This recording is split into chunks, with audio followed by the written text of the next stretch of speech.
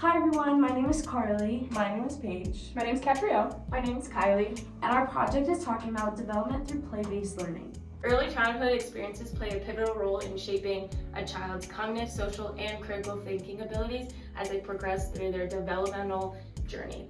Among the various methods of learning that facilitates a child's growth, play-based learning stands out as a crucial component, particularly during their early education years. Educators play a pivotal role in implementing a play-based curriculum, and the impact they have depends on their dedication to this teaching style.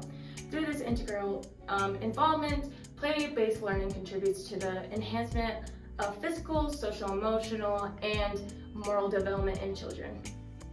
As we continue throughout this presentation, we're going to be focusing on 3 research questions. The first one is, how does play-based learning enhance social emotional development, such as self-regulation, problem-solving, empathy, and emotional expression? The second one is, what role do teachers have in facilitating development? The last one is, why is play-based learning important to incorporate in a classroom? Diving into the background and context, it's important to keep in mind the importance of encouraging overall child development, especially with play-based learning, as it has received a lot of attention in the field of early childhood education. As we dive deeper into the presentation, we are going to examine the diverse aspects of play-based learning, as well as emphasizing the critical role it has in multiple developments, as well as emphasizing on the importance of teachers, schools, and communities taking a committed approach to its education, as it's a critical part of implementing play-based learning.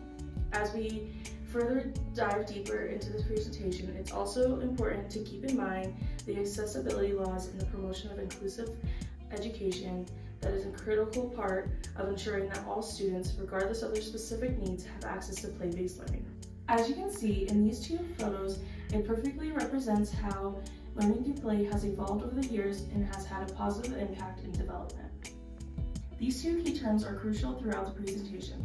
The first key term is play-based learning, which is a developmentally appropriate practice for children in which teachers are increasingly expected to be responsible for curriculum development in alignment with curriculum requirements to provide children with optimal play experiences. Age appropriate refers to the structure, selection, and implementation of educational resources, activities, and teaching methods that are appropriate for a given age group or developmental stage of young children in early childhood education. In a study published in 2019, researchers took surveys and interviews to get a census of principals, head teachers, and kindergarten teachers' perceptions of play-based learning. The study concludes that a teacher's enactment of this pedagogy and homeschool collaboration positively impacts a child's whole person development. It is stressed throughout that a commitment to continuously enacting this learning is vital for the developmental impacts on students. It was also stated specifically with teachers how they take on different roles during play, that of a facilitator, provider, guide, or participant, and how it was important to receive education in play-based practices to ensure teachers can efficiently guide students through play. In the context of play and physical development, specific impacts of play-based learning on development and impacts on physical development are largely discussed. All other areas of development stem from physical development. There is an innate need to move, and children begin learning with the physical exploration of their surroundings as infants. Play allows students to not only connect with the curriculum, but also continue developing gross and fine motor skills. Play and moral development. Another study outlines the ideas of moral development through play, the abilities to introduce societal values and expectations through play, and how different types of play construct different ideas on behaviors that are acceptable or not acceptable. It was also stated in a 2018 study that engaging in group games focuses on enabling children to learn the nature of games as socially constructed activities with some explicit rules that are agreed upon by players.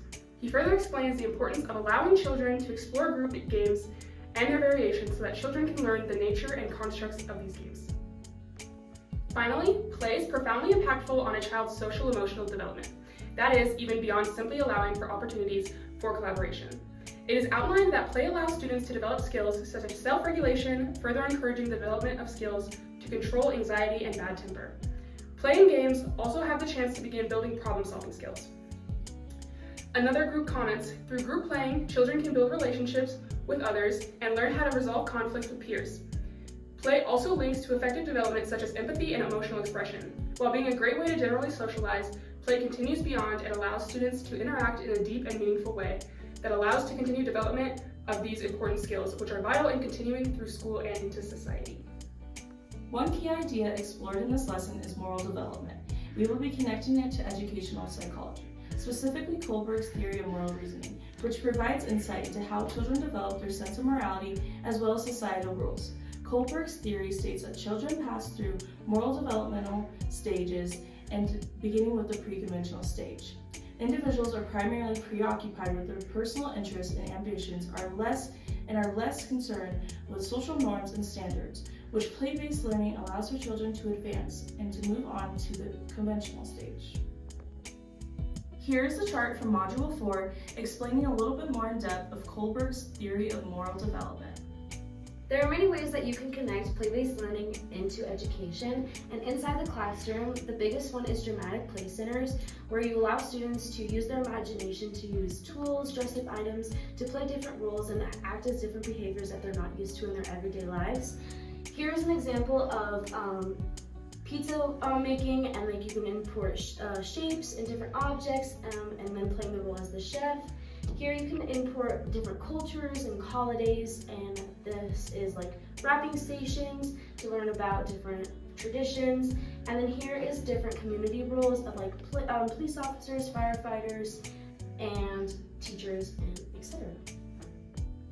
Dramatic play centers are also a great way to help develop the student's social and emotional growth by promoting working with others and having other problem-solving skills be done. You can also take play-based learning outside of the classroom too, which is important to have students use play-based learning at a young age to help develop their physical development too, which is a great way to have students connect with nature while being able to engage in physical activity. Here are some examples what you as an educator can do. You can have a gardening center where students use different tools and learn about the development of plants. PE and recess is also a great way to implement that play-based learning outside. And then classroom scavenger hunts around the school, finding different objects around the campus is another way that you can incorporate it. Now I'll be talking about a little the appendix lesson plan about how you can take it into your classroom. This lesson is called the Real World Shape Scavenger Hunt, where students will work together and recall shapes that they learned inside of the classroom and finding these shapes integrated throughout the school as a real life example.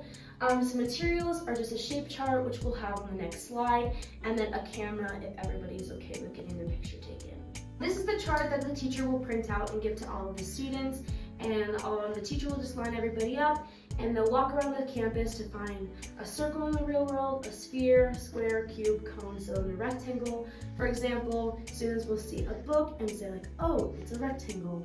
And then the teacher will have little conversations about like why this is like a good example, why it's not a good example. And then once they've discussed that, they'll come together, take a picture so the teacher can print those off and hang them around the room so students can look back and realize that there are real examples of shapes in the world. So after you're done with the activity, you're going to come back into the classroom and summarize the main concepts and points that you've learned, talking about some of the examples that you saw out in the class, like outside of the classroom. But the biggest thing is to emphasize about how you can see real shapes in the real world and just being kind and making sure everybody is working with each other. And remembering if any students need accommodations to adapt to them and find and incorporate them in any way that is best for them. Something important to always keep in mind is that all educators must be aware of students who may need those accommodations and be willing to modify their play-based learning lesson plans and according to students' needs to ensure everybody in their classroom is included.